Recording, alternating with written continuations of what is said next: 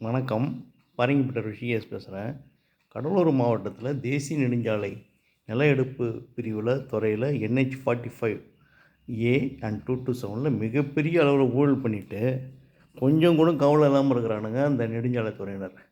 என்ன காரணம்னா, இந்த ரிட்டையர்டு ஆஃபீஸர்லாம் அதில் வருவாய்த்துறை அதிகாரிலாம் ரிட்டையர்டு வருவாய் அதிகாரிலாம் பாதி கலந்து போட்டு இந்த மாதிரி ஒரு நில எடுப்பு பணிக்கு அவங்கள அமர்த்தின போது அவனுக்கு என்னென்ன ஊழல் பண்ணணும், எப்படி மோசடி பண்ணணும், எப்படி கமிஷன் அடிக்கணும், எப்படி கமிஷன் வாங்கிட்டு சொத்துக்கு சம்மந்தம் இல்லாதவனுக்கெல்லாம் பணம் கொடுக்கணுன்ற மாதிரி வேலையெல்லாம் பார்த்துட்டானுங்க. என் சொத்துக்கு என்ன பண்ணுறானுங்க, இந்த போலி பட்டாதாரர் வசந்தா, கல்யாண சுந்தரம், ரமேஷ், பாலமுருகன்ற அந்த ஒரு பொறுக்கி கும்பல் இது முட்லூரில். அந்த கும்பலுக்கு பணத்தை கொடுத்துட்டானுங்க.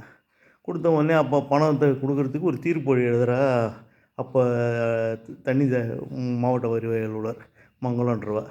அவள் என்ன செய்கிறா, இவன் தான் வசந்தா, கல்யாண சுந்தரம், ரமேஷ், பாலமுருகன் இவனுக்கு அவங்க அப்பா பேரில் பட்டா இருக்குது, அதனால இவங்க வாரிசு உரிமையில் இருக்குது, அவங்க பூர்வீக சொத்துன்ற மாதிரி சொல்லிடுறான். ஆனால் அந்த சொத்து எனக்கு சொந்தமான சொத்து. எங்கள் கிருஷ்ணசாமிடாச்சி முன்னாள் சட்டமன்ற உறுப்பினர் காந்தியவாதி சுதந்திர போராட்ட வீரர் அவருடைய சொத்து, அவருடைய மகள் எங்கள் அம்மா ராஜேஸ்வரிம்மா அவங்களுடைய சொத்து. அதுக்கு பிறகு அந்த வாரிசு உரிமையில் எனக்குரிய சொத்து என் பேர்லேயே வழக்கு கூட போட்டு அவனுங்க இந்த சொத்தை நாங்கள் போய்க்கிட்டு இருக்கிறோம், நீங்கள் சட்டப்படி தான் காலி பண்ணணும், அது வரைக்கும் எங்களுக்கு எந்த இடையூறும் செய்யக்கூடாதுன்னு பர்மனெண்ட் இன்ஜெக்ஷன் சுட்ட OS 35/2000 பரங்கிப்பட்ட முனிசிபலில் போட்டு அதில் அவனுக்கு சாதகமான தீர்ப்பு இல்லைன்றதால மேல்முறையீடு பண்ணி ஏசு 12/2005 தீர்ப்புரையை வாங்கி அந்த தீர்ப்புரையில் பர்மனெண்ட் இன்ஜெக்ஷன் அமுலில் இருக்கிற சொத்துக்கு பணத்தை கொடுக்குறானுங்க இந்த வருவாய்த்துறை அதிகாரிங்க. இது சம்மந்தமாக ஆயிரக்கணக்கான கடிதங்களை எடப்பாடியார் ஆட்சி காலத்துலேருந்து அனுப்பினாலும் எடப்பாடியாரும் ஒன்றும் செய்யலை. விடியில் வந்துடுச்சு, அது வந்துடுச்சு, இது வந்துடுச்சு, நான் கலைஞரை போல் ஆட்சி நடத்துவேன்னு சொன்னேன். ஸ்டாலினும் ஒன்றும் செய்யலை. ஸ்டாலினால் ஒன்றும் செய்ய முடியாதுன்றது இப்போ தான் தெரியுது. ஏன்னா அதிகார வர்க்கத்தை அவர் பகைச்சிக்க தயாரில்லை.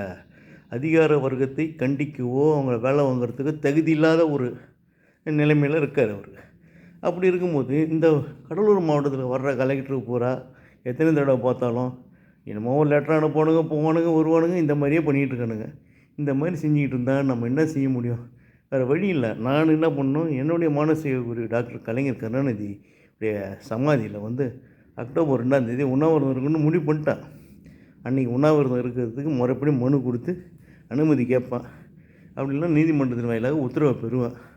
இந்த 4 பேர் அயோக்கிய பசங்க, அயோக்கிய பெருவடிகள் பணத்தை வாங்கிட்டானுங்க.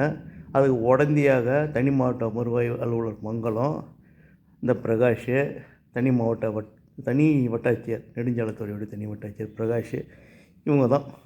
இந்த மாதிரி எல்லா அதிகாரிகளும் தவறே செஞ்சுக்கிட்டு இருந்தானுங்கன்னா இந்த நாட்டை எப்படி திருத்த முடியும்? என்னுடைய விஷயந்தான் இன்றைக்கி இந்தியாவுடைய நிலைமை.